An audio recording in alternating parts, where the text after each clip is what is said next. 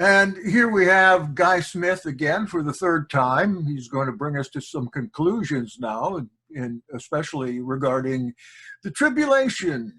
And we're going to turn it over to him. Thank you, Guy. Appreciate you being here. Uh, Praise Yahweh. I'd like again to begin with by dedicating this this discussion with to the woman that anointed the Son of Man while he was in the house of Simon the leper. Amen. I'd like to kind of like give a little bit of a background about myself so that you have an idea where I'm coming from. I would like to say that I am a retired firefighter, and what my job was, bottom line, was to save lives. Well, we had a lot of training, all kinds of training, and one of the things that we did was we would go out and we would inspect buildings, small ones and large ones. And the larger ones really proved to be challenging, to say the least. Anyways, what we did was we learned about where potential fires could be, and we learned where the people should go if the fire does start, and that there would be, some kind of support there. And everybody, I'm sure, most everybody, when they were in elementary school, learned about the fire drill. And they knew that they had to, when the alarm went off, because the teacher told them, when the alarm goes off today, we're all going to get up and we're going to go in a single line and we're going to go out to this area over here. And we're going to, wait there until the fire drill is over. Well, the idea behind that is that firemen are the ones that actually put that fire drill together. They predetermined that if there was a fire, they kind of had an idea where it would start, usually like in the janitor's closet. And they would determine that more than likely 9 times out of 10, the wind's going to blow from this direction. So we're going to be upwind from that. So they would determine the best place for it to be.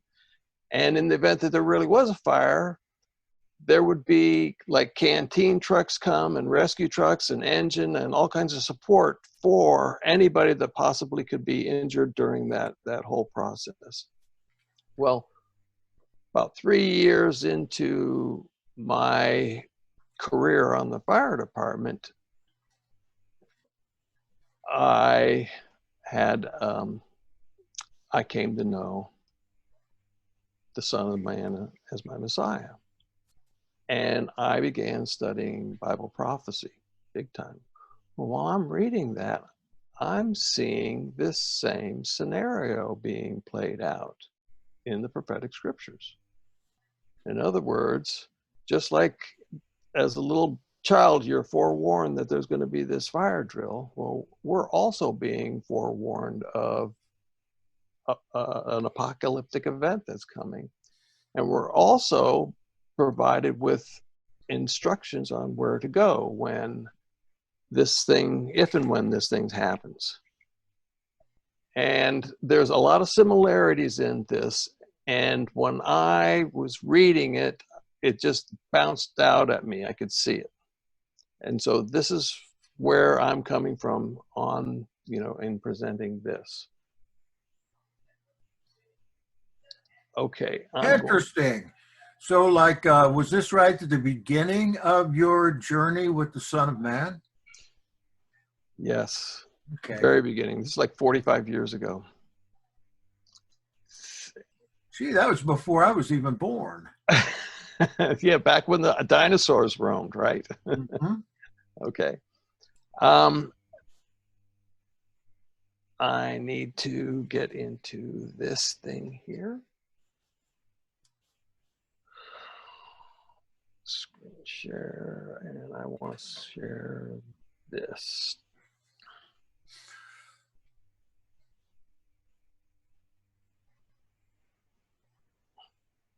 Okay, you can see it, right?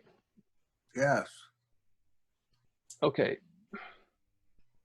1948, Israel became a nation after being scattered throughout the nations.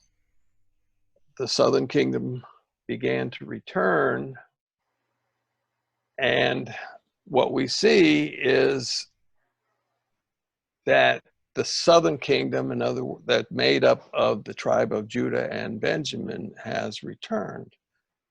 The problem is that the prophecy is for both houses, the northern kingdom of Israel and the southern kingdom of Judah. Mike.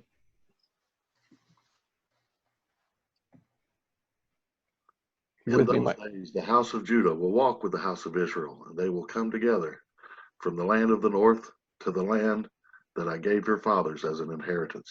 Jeremiah 3:18.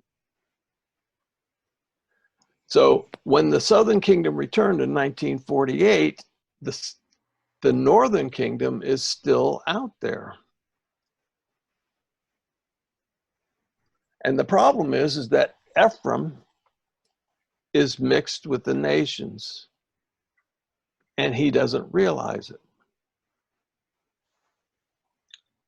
And what he doesn't realize is that he's in the land of the enemies.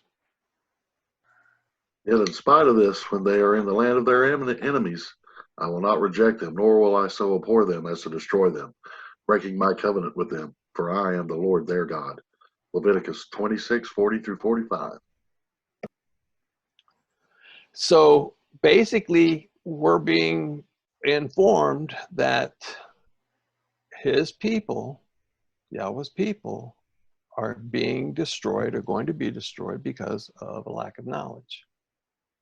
And that is, the lack of knowledge is that they're not seeing is this good news of a promise of restoration. So it shall be when all of these things have come upon you, the blessing and the curse which I have set before you, and you call them to mind in all nations where the Lord your God has banished you, and you return to the Lord your God and obey him with all your heart and soul according to all that I command you today, you and your sons, then the Lord your God will restore you from captivity and have compassion on you, and will gather you again from all the peoples where the Lord your God has scattered you. If your outcasts are at the end of the earth, from there the Lord your God will gather you, and from there he will bring you back. The Lord your God will bring you into the land which your fathers possessed, and ye shall possess it, and he will prosper you and multiply you more than your fathers. Hallelujah. Deuteronomy 30:1-5. So what we're looking at is a term used, it's the gathering of the remnant of Israel. This is what this gathering is about.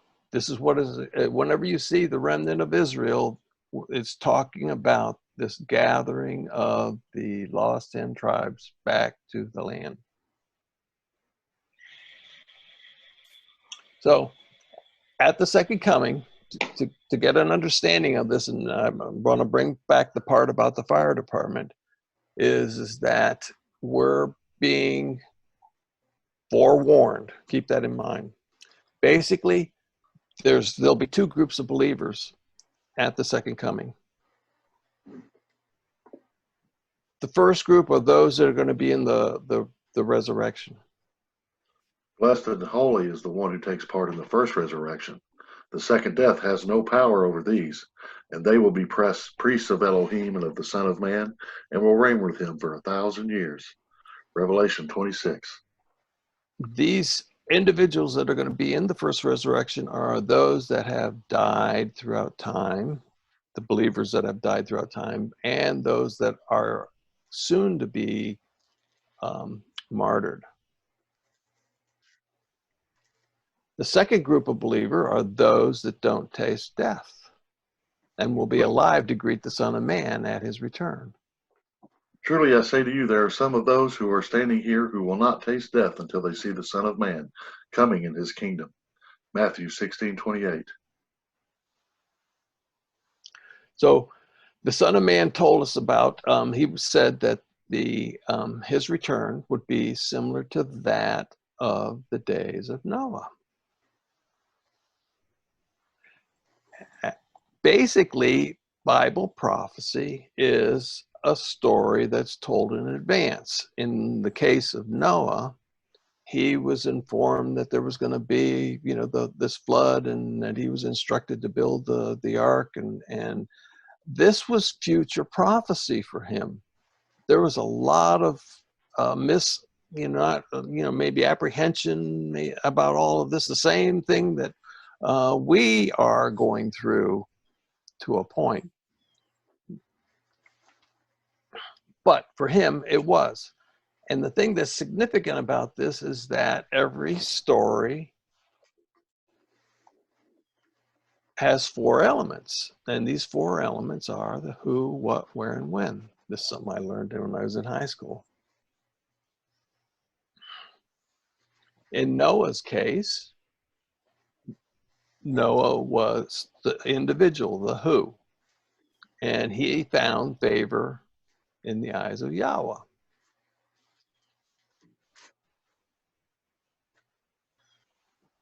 The what is that Noah was forewarned of judgment. Mike. And Elohim said unto Noah, the end of all flesh is come before me, for the earth is filled with violence through them. And behold, I will destroy them with the earth. Genesis 6:13. So what Noah was first told is that this extinction level event, this judgment, was coming upon the earth. And he was forewarned of that. And basically, he was not just left to his own accord. He was actually provided with divine survival instructions. These instructions are where, and that is that he was to build an ark, and it was this ark is the where location, the place of refuge, so to speak. Make for yourself an ark of gopher wood. You shall make the ark with rooms, and shall cover it inside and out with pitch. Genesis 6:14. The when is after the completion of the ark, and after all the supplies were put on and the animals were put on, Noah and his family were instructed to enter the ark. Then Yahweh said to Noah, enter the ark, you and all your household, for you alone I have seen to be righteous before me in this time. Genesis 7:1.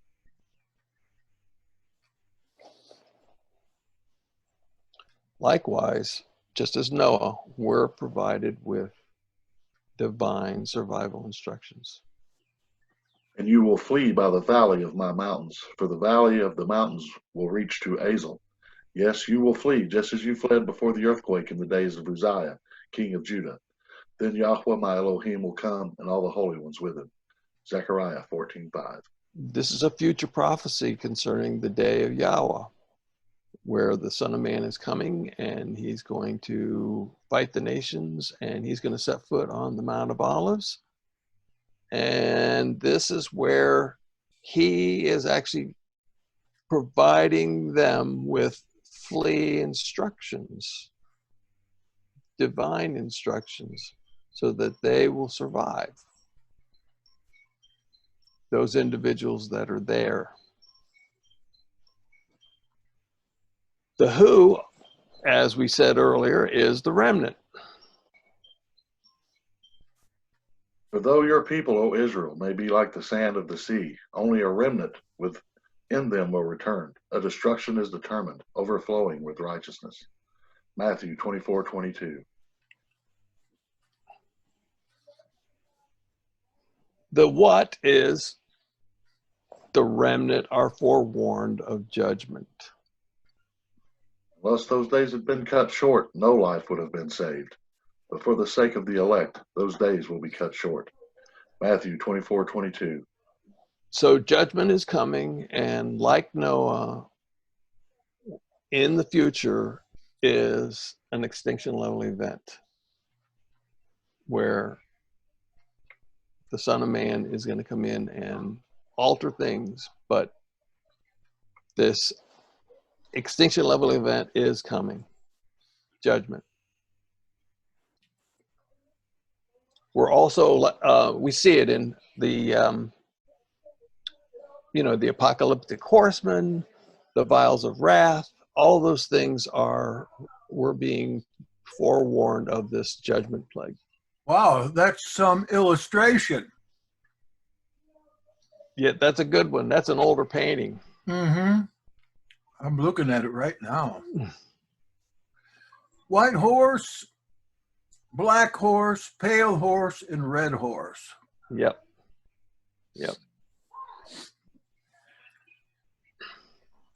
So the what we're looking at is that Elohim has prepared a place of refuge. Then the woman fled into the wilderness, where she had a place prepared by Elohim, so that there she would be nourished for 1,260 days. Revelation 12:6. So this place specifically is identified by the Old Testament prophets as Mount Zion in Jerusalem. And it shall come to pass that whosoever shall call on the name of Yahweh shall be delivered. For in Mount Zion and in Jerusalem shall be deliverance, as Yahweh has said, to the remnant that Yahweh will call. Joel 2:32. But this isn't what we're looking at is a siege on Jerusalem. And this is not the first time that it's happened to Israel.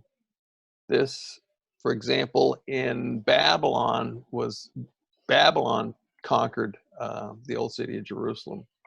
That's a foreshadow of events to come. And then we see in 70 AD, again, there was this siege on Jerusalem. And again, it is a foreshadow of the event that is to come. So we've done the who, what, where. There's still a when. But what I would like to do is go over to the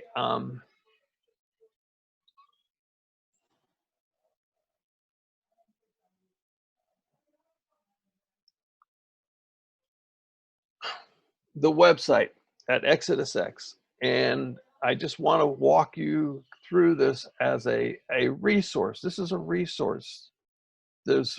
We've been provided with divine survival instructions, and this is in this site addresses those instructions. On the left side, you can see there's a what, who, where, and when. And then we go to, want to know more. And what I would like to do is address this, the 7th article, and it's dealing with the final hours leading up to the start of the Great Tribulation period. And this web address is still over there at exodusx.com? Correct. All right. Okay, so this is it. You ready? Let me see if I can make this a little bit bigger for you. Okay, so go ahead. The final Can you see this? Yes. Okay. The final hours leading up to the start of the Great Tribulation. According to the prophet Daniel, the armies of the abomination of desolation, identified as the king of the north, will be staged in or near Israel because of a conflict with a nation recognized as the South. At the appointed time, he will invade the South again, but this time the outcome will be different from what it was before. Daniel 11:29. So this drawing here just gives you a general idea of where this battle is about to take place. The conflict will escalate, and the abomination of desolation will choose to break the covenant. Ships of the western coastlands will oppose him, and he will lose heart. Then he will turn back and bend his fury against the Holy Covenant. He will return and show favor to those who forsake the Holy Covenant. Daniel 11:30. He confirmed 3.5 years earlier. And he shall confirm the covenant with many for 1 week. And in the midst of the week he shall cause the sacrifice and the oblation to cease. And for the overspreading of abominations he shall make it desolate, even until the consummation, and that determined shall be poured upon the desolate. Daniel 9:27. With this change of heart, the abomination of desolation will order his armies to advance toward Jerusalem. His armed forces will rise up to desecrate the temple fortress and will abolish the daily sacrifice. Then they will set up the abomination that causes desolation. Daniel 11:31. In its wake, his armies will kill 2/3 of the Israeli population in the land of Israel. And it shall come to pass that in all the land, says Yahweh, 2 parts shall be cut off and die, but the third shall be left therein. Zechariah 13:8. Eventually, surrounding the metropolis, the metropolitan area of Jerusalem, And when ye shall see Jerusalem compassed with armies, then know that the desolation thereof is nigh. and the remaining third of the Israeli population. And I will bring the third part through the fire, and will find them as silver is refined, and will try them as gold is tried. They shall call on my name, and I will hear them. I will say, it is my people, and they shall say, Yahweh is my Elohim.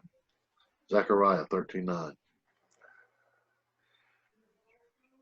Then, with a detachment of soldiers, the abomination of desolation advanced toward and will forcefully enter the third temple, where he will abolish the temple sacrifices and set himself up as Elohim. His armed forces will rise up to desecrate the temple fortress and will abolish the daily sacrifice. Then they will set up the abomination that causes desolation. Daniel 11:31. It is at this point the remnant, along with the 2 witnesses, are instructed to flee for the mountain fortress we know as the Old City of Jerusalem. So when you see standing in the holy place the abomination that causes desolation spoken of through the prophet Daniel, let the reader understand. Then let those who are in Judea flee to the mountains. Matthew 24:15, 16. With this influx of over 1 million people, the abomination of desolation will have no choice but to evacuate Jerusalem and will eventually establish his camp in a location somewhere between the Mediterranean Sea and Jerusalem. He will halt between Jerusalem and the sea, and there pitch his royal tents. But while he is there, his time will suddenly run out, and there will be no one to help him. Daniel 11:45. After the abomination evacuates the old city, his armies will then advance and occupy metropolitan Jerusalem right up to the walls of the old city of Jerusalem. But the court which is without the temple leave out, and measure it not, for it is given unto the Gentiles. And the holy city shall they tread underfoot 42 months. Revelation 11:2. Let's see that illustration. Okay. Then the master will stop the army's advance by defending the old city, that is Mount Zion, and her assemblies with a pillar of cloud by day and a pillar of fire by night. And Yahweh will create upon every dwelling place of Mount Zion, and upon her assemblies, a cloud, and smoke by day, and the shining of a flaming fire by night. For upon all the glory shall be of defense. Isaiah 4:5.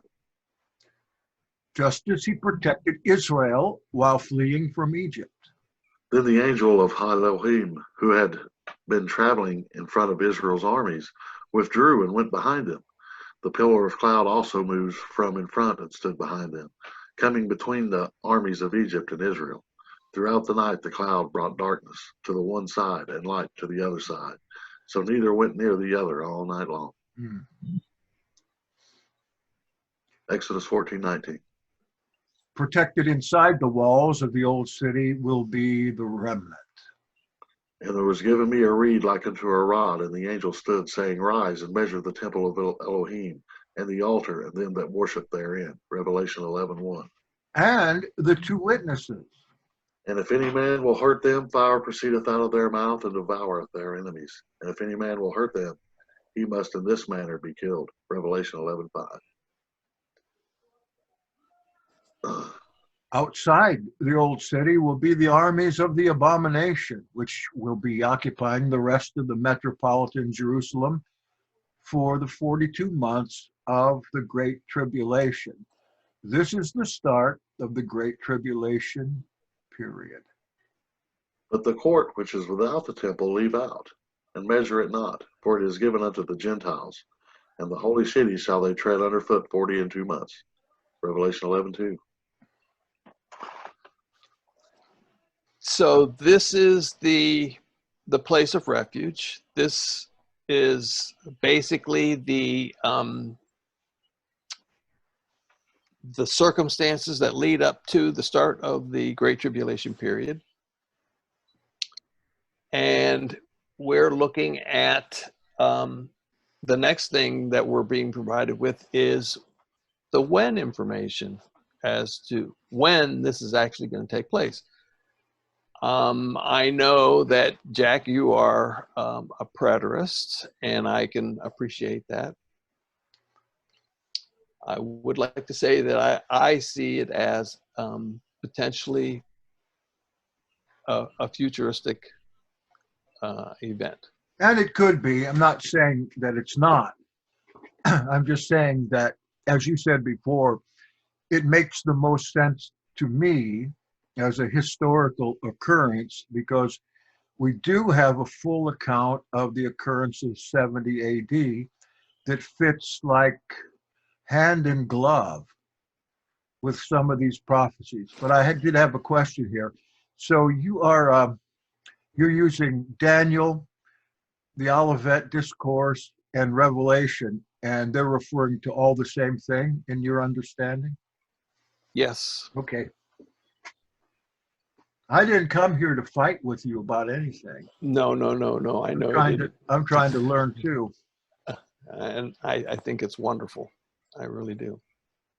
That you have this, open mind. Too many people fighting about this stuff, and I used to as well, but it's not worth it. We're all on the same side here. Let's understand each other. I agree with you 100%. That's you have to at least have some understanding of what other people are thinking. So Yeah, because Joshua comes on and he says context is king, which is true, but we have an interloper here, and that's Norman. He's on the other side, but he's generous enough to be here when we're recording so he can learn too. Ha ha, he says. That's Norman for you. There you go. So anyways, I would like to at least just finish the idea behind the when part of all of this. Okay, then can I ask you a few questions after that? You can ask them anytime. Okay, I'll wait. Okay. I have to get back to my right here.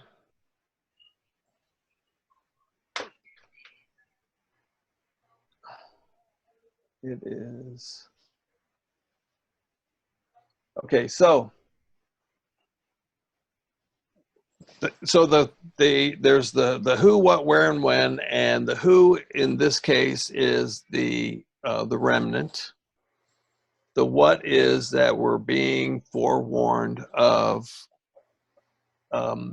judgment and a period called the Great Tribulation period, which takes place before all the judgment really takes place, happens. And then we're looking at where, which is the place of refuge, Mount Zion in Jerusalem. And the fourth thing is when. When do you have to be there? And it all deals with the 70th week of Daniel. And the idea is we're forewarned of the Great Tribulation period, which concludes with an end of sin and anointing of the most holy place. Those are two of the six events that are going to be completed at the end of the 70th week. And the remnant need to be in the area of the old city prior to the start of this Great Tribulation period in order to be in the place of refuge at the appropriate time. Now, the significance of this is the mark of the beast. The reason being is that if you're not there prior to the start of the Great Tribulation, you're not going to get there at all, because you won't be able to, without the mark of the beast, you will not be able to buy a plane ticket or a boat ticket or gas or food or anything. Look at this. Look at the masks on people today. It's not very difficult to get people to do something if they feel threatened. Everybody's got masks on. I mean, Right. for this, that kind of astounds me that so many people would, even in places where this virus is not, that they would be getting and putting on masks and gloves. And some people here in Florida even wear coats and go around like that. It seems to me almost to be some kind of rehearsal for something nefarious. And I want to ask you about that, the 70th week of Daniel. Okay. You're saying that there is But let me just finish. I just have a couple more I'm sorry. charts, and I think you might like these. The idea is, again, the remnant need to be there in time. And the idea is that the greater second Exodus itself, this gathering of the remnant, officially begins with the start of the tribulation period. And for those that are watching, and there's a lot of people out there that aren't watching, in other words, they have no clue whatsoever what is the event that starts this countdown. And if you're aware of the events of when this countdown begins, then you then have a 3.5-year window to be in the Jerusalem area before the start of the Great Tribulation period. Okay, so that kind of concludes today. Okay. As far as our thing. So I'm back to your question. I'm sorry to have interrupted you. That's all right. I'm sorry I interrupted you. Why, if Daniel has a 70-week prophecy, right? You're saying that there are literally thousands of years between the 69th and 70th week. Right. How can that be? Where is that designated? Well, if you go back and read, as I see it, if you go back and you read the whole 70 weeks in context, it states there's a 7-week period, and then a 62-week, which is 69 weeks. Yeah. And then that would be then the anointed one comes. Right.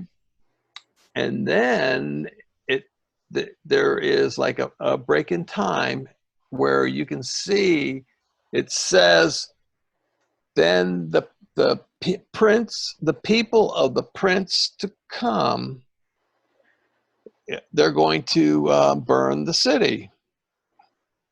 And they're talking about the 70 AD siege on Jerusalem.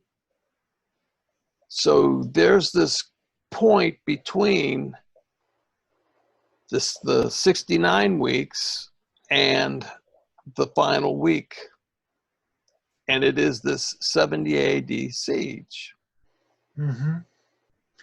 Yeah, I've never had a reasonable answer to that question before, but that seems reasonable after the burning down. If you're applying that to the 70 AD burning down of Jerusalem, that there being a pause after that, actually Revelation does talk about a particular pause in there. So, okay.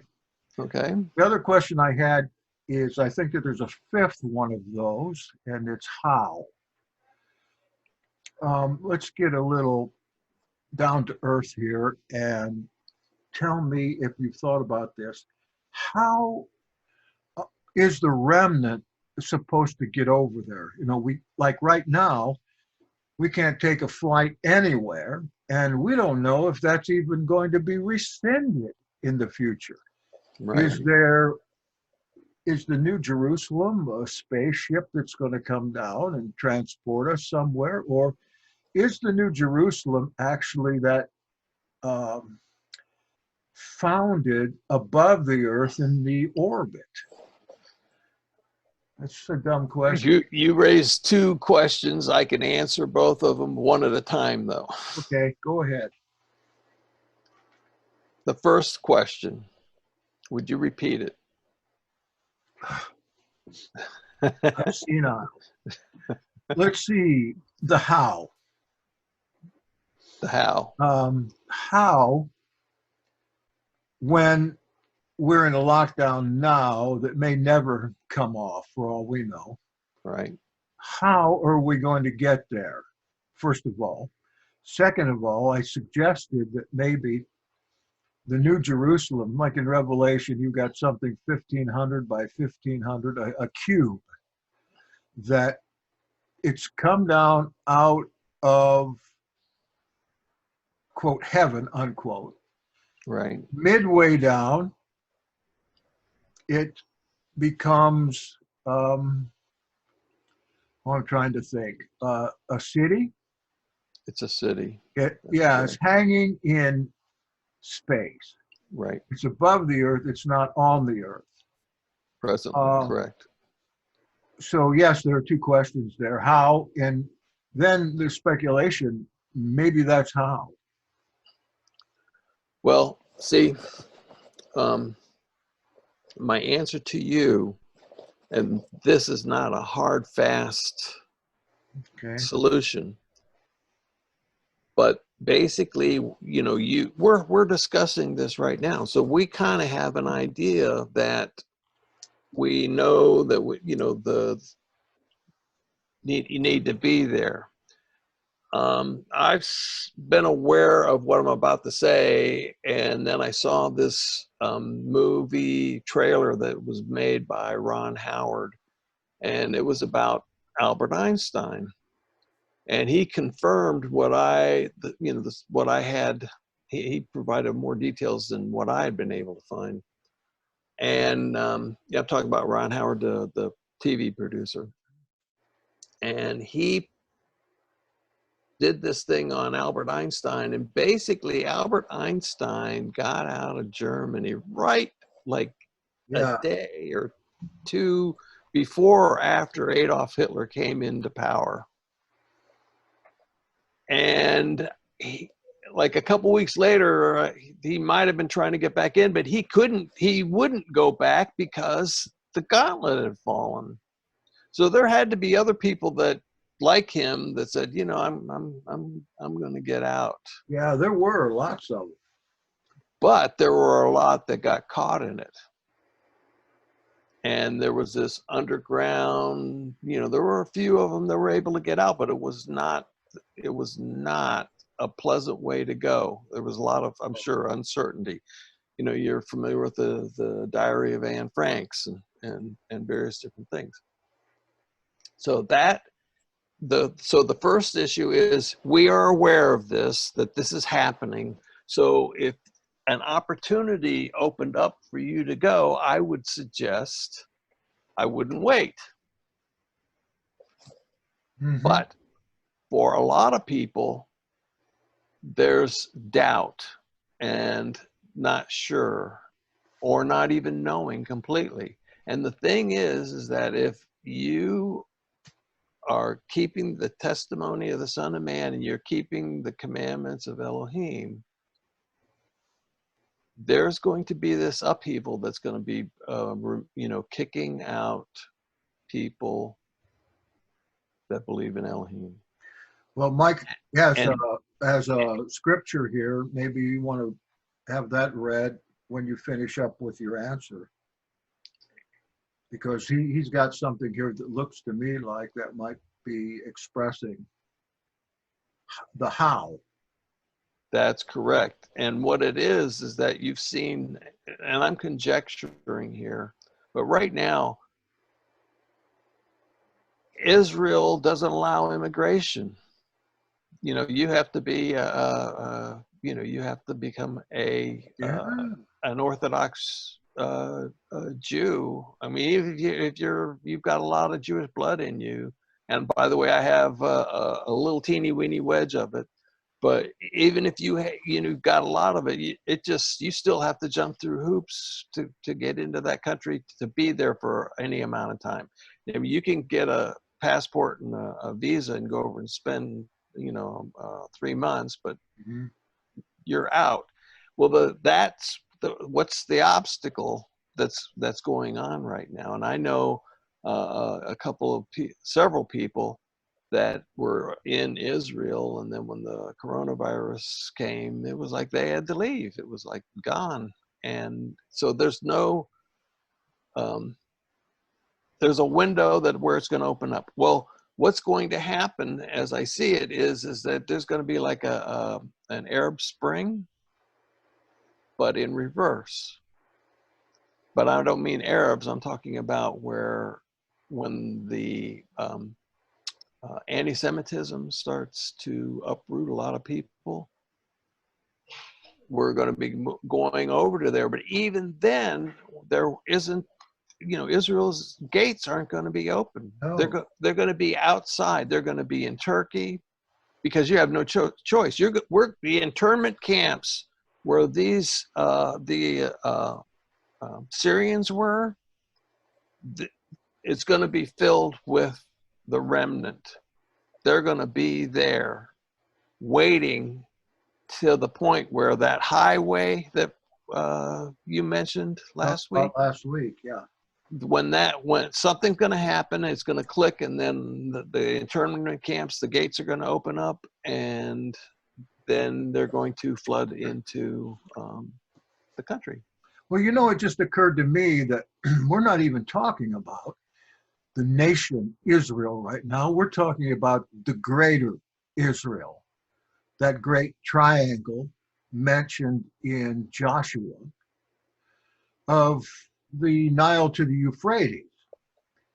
So landing in any of that area, if you understand this as a future happening, is going to put you in the greater Israel after all. Like you go to Syria, or who want to go there, Cyprus, Arabia, lots of expats are there.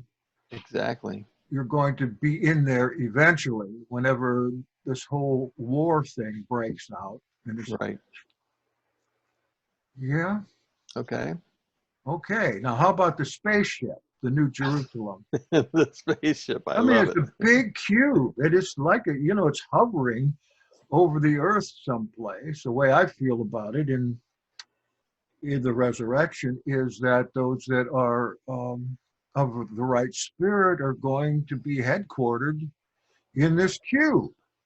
If we want to take it literally, and not in the city Jerusalem, which has been destroyed, and even now not destroyed, they probably ought to call it the unholy city, because there are so much idol worship in there. So have you ever given that a thought, transport, or the possibility? I don't think it's beyond the capability right now to put something up there to hover. It could come from somewhere else, though, of course. Well, it actually, I believe that it possibly is being talked about in Isaiah chapter 4. Mm-hmm. where it says, you know, that's where it mentions the pillar of fire and pillar of cloud, that it's going to be protected, and it talks about a tabernacle that's going to be over the city protecting it.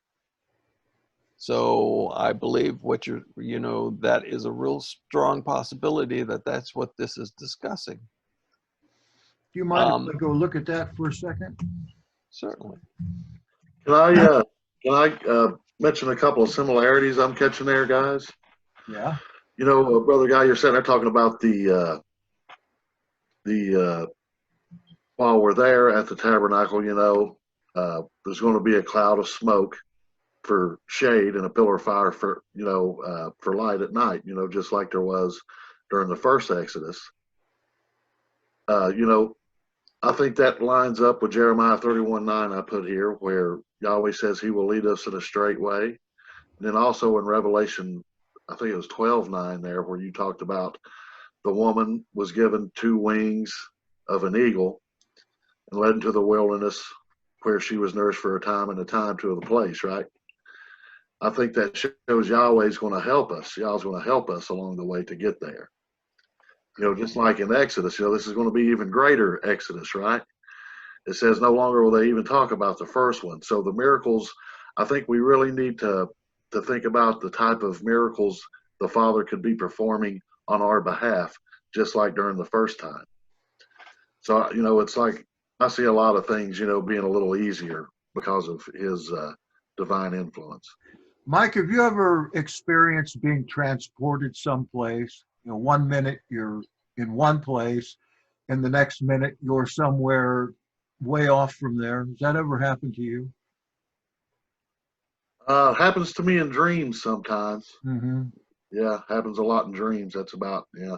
It's happened to me maybe 3 times in my life where I was one place and then all of a sudden I was in a different place. There were people with me, of course, and then we found out later on that where we were going to pass through, had been some kind of calamity there, a disaster, or a big wreck or something like that.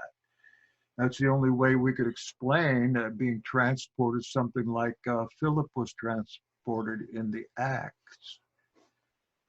Maybe we'll get a free pass, huh? That's what this Isaiah 4 passage kind of looks like to me.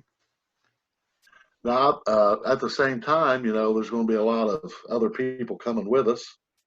I think we'll see a lot of things happening to them.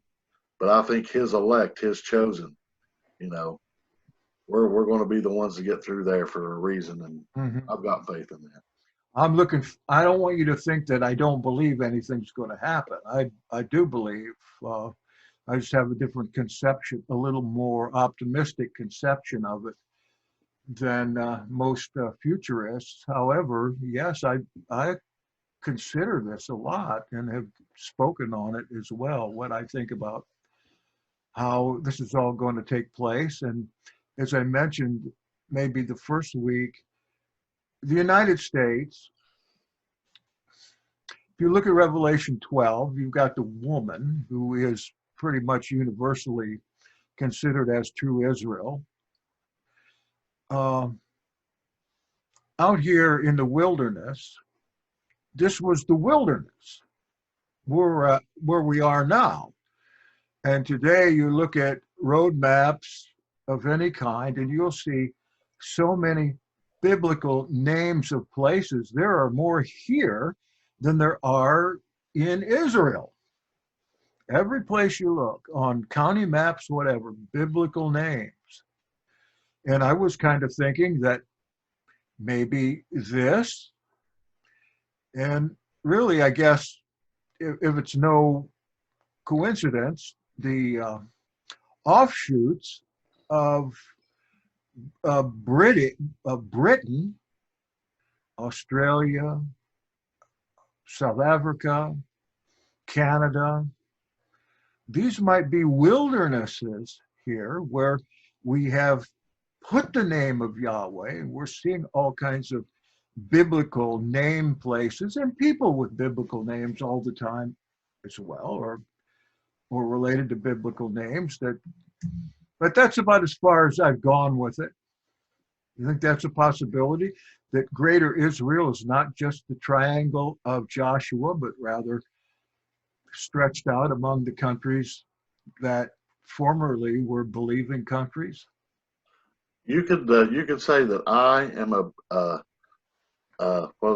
British Israelist or something like that. Well, I'm not really like a British Israelist. I believe, the children of Israel fled into Western Europe, and as the basis of Western culture right now, I think the archaeological record, is pretty solid on that. But, we're not, he also told us when we would be pushing to our land of our enemies that he would send us to the four corners of the earth and to the earth and to the desolations, the empty places where nobody was, where people weren't, and that's where we're at now. Like I see the United States, this is one of the four corners that we were blown off into and that will be called out of, When you go back and look at how you got here, it seems so incredible how you could have possibly gotten here from back in your history, and looking at even people from Africa who were brought here as slaves. This might all be for a purpose. And since the first remnant, it's already pretty much, let me fix that. Since the first remnant has pretty much already gotten over there, and the territory, some territory is safe there, maybe there's going to be a global return to there, or maybe these countries are going to be turned into the greater Israel. See, we've got prophecies in the Bible, but the prophetic times of the Bible, they're gone now. We don't know where to go from here. We have to piece things together. Perhaps the greater prophecy is that where we've been sent out, we've made this the land, we made it our land, and perhaps what it will take is, I hate to be boring on this issue, but maybe a great revival of some type. Of course, we've looked for those for years, and we've seen Christian revivals that go and peter out. Nothing much really comes of them afterward, but maybe Yahweh's going to do something amazing. That weeping in Jeremiah might not be weeping because one is hurt, but because one is happy. That's just some speculation. Jeremiah is Rachel, right? True. 31. Who is Rachel the mother of? Joseph, the house of Joseph, Ephraim and Manasseh. That's right. You're right. But that, that's part of what, like Brother Guy here was talking about there, about the remnant coming back. Though the children of Israel number as the sand of the sea, only a remnant of them will come back. The consummation is determined, even upon the land. You know what I'm saying? It's like we are numbered as the sand of the sea, but only a few of us are going to come back. Mm-hmm. Yeah. Okay. And everybody's invited. That's the great thing. That's the good news. Everyone's invited. So Kenneth Kimmons, he has a different mind than most of us. He sees connections in places that we wouldn't even think of. But he's got a comment on here. Do you think it will be a peaceful trip, or Israel will have to act like a ready militia and sometimes fight along the way as they go with the gifts in operation?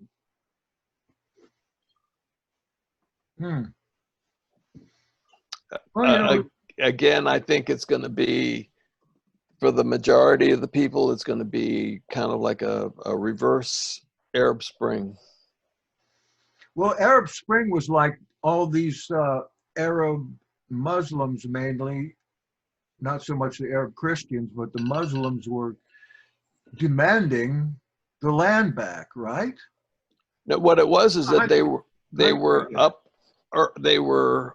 up from my, as I understand it, it was like what Syria, you know how you had those internment camps where they're all waiting for a boat to take them over to Europe. this is a reverse. You know, it's to come into the area and work your way back, but along the way back, there's going to be resistance when you have this large amount of people that are going to be coming over here. So, well, you think about too the people that were in exile in Babylon, when the call to come back did come, just a very small remnant of people came back to Israel.